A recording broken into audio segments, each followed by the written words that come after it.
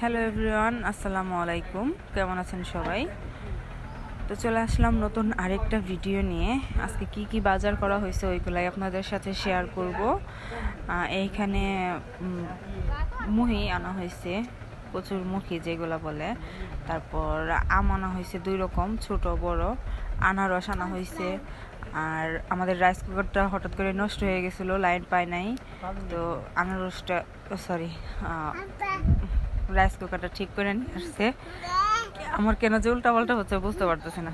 কি আব্বু? যাই হোক, এখানে আমার ছেলে একটু দুষ্টামি করতেছে। আর মা যেটা সব সময় খায়, পান জর্দা, এটা তো মাস্ট আনতেই হবে, না আনলে চলবে না তার। আর এইদিকে আপনার অনেকগুলা শিং মাছ নিয়ে আসছে। আব্বা যেহেতু অসুস্থ, তো শিং মাছ খাইতে হবে, এই জন্য শিং মাছ নিয়ে আসছে। মরিচের গুঁড়া, হলুদের গুঁড়া, ধনিয়ার গুঁড়া, এগুলো নিয়ে আসছে। প্লিজ আমার আব্বু একটু কথা বলতে দাও। তো আমার ছেলেটা অনেক দুষ্টুমি করতেছে, আমি এখানে কথা বলতেছি দেখে ও আরো বেশি দুষ্টুমি করতেছে। যাই হোক, কেউ কিছু মনে করবেন না, সবাই ক্ষমা দৃষ্টিতে দেখবেন, ছোট বাচ্চা। আর এদিকে যে বড় আমগুলো নিয়ে আসছে, এগুলো অনেক মিষ্টি। ছোট আমটাও মিষ্টি ছিল, বিশেষ করে বড় আমগুলো অনেক মিষ্টি। আর আমার ছেলে যেহেতু আম খায়, ও অনেক আম পছন্দ করে, তখন আমি ওকে একটা আম খাওয়াবো।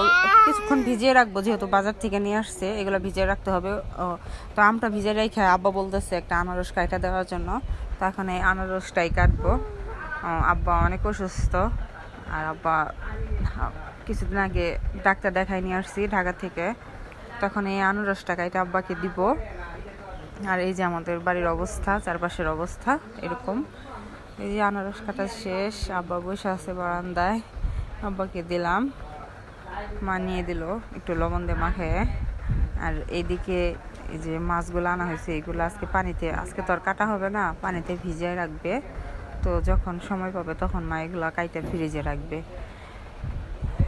তো এখানে সবগুলা মাছ, হয়তো একটা দুইটা মাছ মনে হয় একটু ছিল, কিন্তু সব মাছই একদম তাজা ছিল।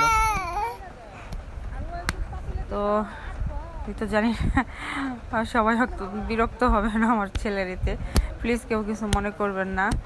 কারণ আমার আসলে একা একাই সব কিছু করতে হয়। তো আমার ছেলেকে সাথে নিয়েই, ওরে নেওয়ার মতো কেউ নাই, এই জন্য ছেলের সাথে রাইখেই করতেছি, বয়স দিচ্ছি। আর এই যে এইদিকে নানি বাড়ি যাচ্ছি, যাওয়ার পথে যে জ্বালা ক্ষেত্র একদম সবুজে ঘেরা চারপাশটা, এটাই আপনাদের সাথে একটু শেয়ার করলাম।